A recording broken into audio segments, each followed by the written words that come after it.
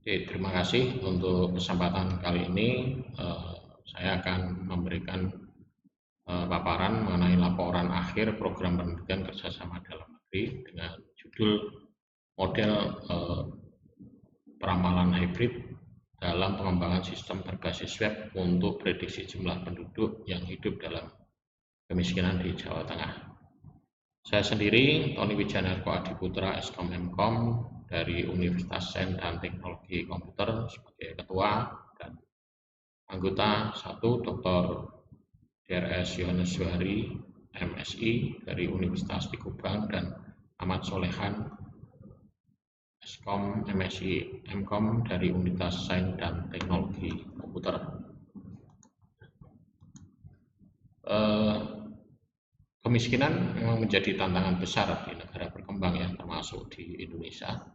Jadi selama ini 5 tahun terakhir jumlah penduduk miskin di Jawa Tengah ini mengalami fluktuatif ya, dengan data dari BPS mencatat angka tertinggi tahun 2021 dan angka terendah di tahun 2019.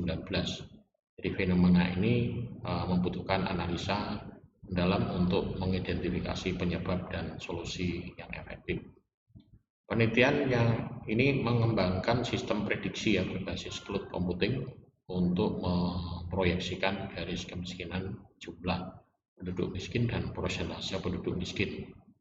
Pendekatan hybrid digunakan untuk penggabungan ya, metode whole filter dan Fuzzy time series didukung oleh algoritma rate of change dan frekuensi based partitioning guna peningkatan akurasi prediksi. Hasil penelitian menunjukkan tingkat kesalahan prediksi yang rendah dengan nilai MAPE 0,007% untuk garis kemiskinan dan 0,009% untuk jumlah penduduk miskin dan 0,016% untuk persentase jumlah penduduk miskin. Jadi sistem ini diharapkan membantu stakeholder menyusun strategi dan mengoptimalkan alokasi sumber daya untuk pengentasan kemiskinan. Penelitian kerjasama dalam negeri ini termasuk dalam skema penelitian dasar yang bertujuan untuk meningkatkan kerjasama penelitian antar kelompok peneliti dari klaster yang berbeda menuju tercapainya peningkatan dan pemerataan kualitas penelitian. PKDN ini dibiayai oleh Direktorat Riset dan Pengabdian Masyarakat, Direktorat Jenderal Riset dan Pengembangan, Kementerian Pendidikan, Kebudayaan, Riset Teknologi, dan Pendidikan Tinggi tahun pelaksanaan 2024. Untuk jangka waktu penelitian 1 tahun dan besar dana penelitian yang disetujui adalah 119.880.000. Untuk target tingkat kesiapan teknologi masuk ke dalam tingkat ketiga. Kemudian untuk capaian luaran wajib dan tambahan yang dihasilkan di sini adalah luaran wajibnya berupa publish jurnal kuartil 3 dan luaran tambahan adalah haki dan buku ajar, data mining, dan teknik prediksi. Kemudian gambar ilustrasi di sini mungkin akan saya tampilkan dalam bentuk ini.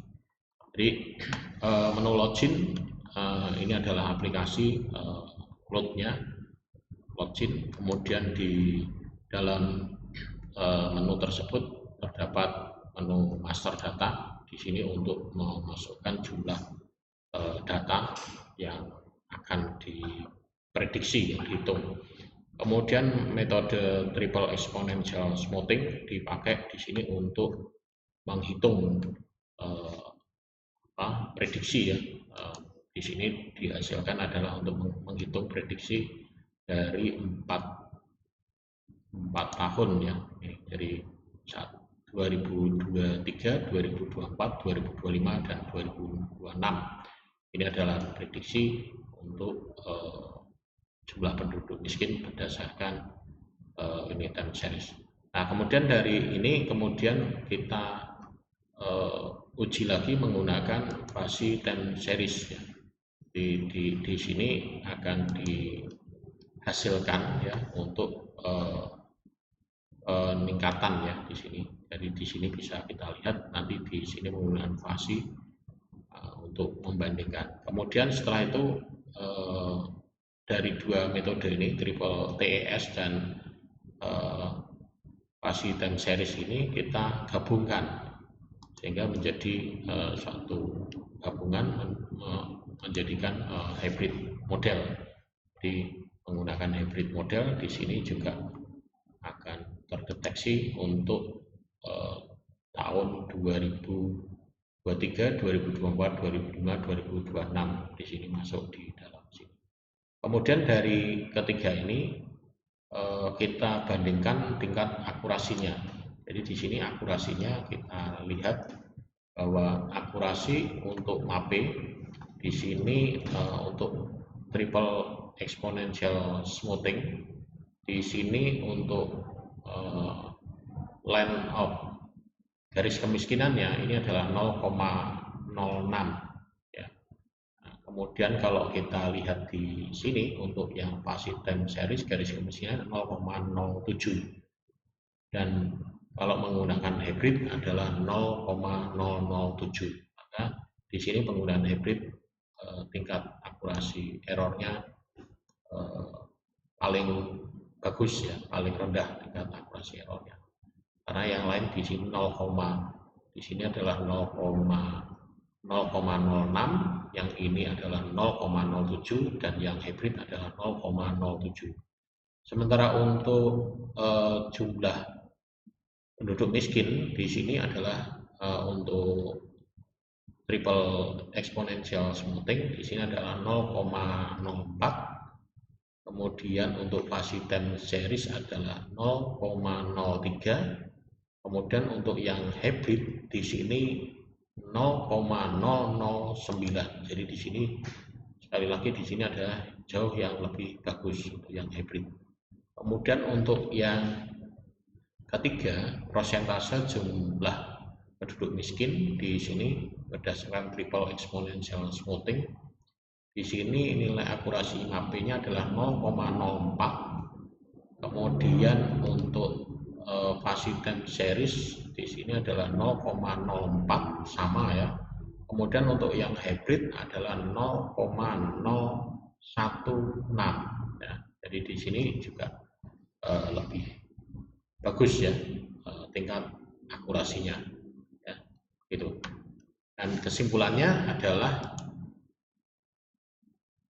dari sini, kesimpulannya adalah hasil eksperimen ini menunjukkan bahwa kinerja model prediksi hybrid ini akurat dan cocok untuk menangani prediksi data time series. Ya, hal ini dapat dilihat tadi ya dari hasil pengujian kesalahan dengan metode MAPE diperoleh di mana garis kemiskinan adalah 0,007%, jumlah penduduk miskin adalah 0,009% dan persentase penduduk miskin adalah 0,016%.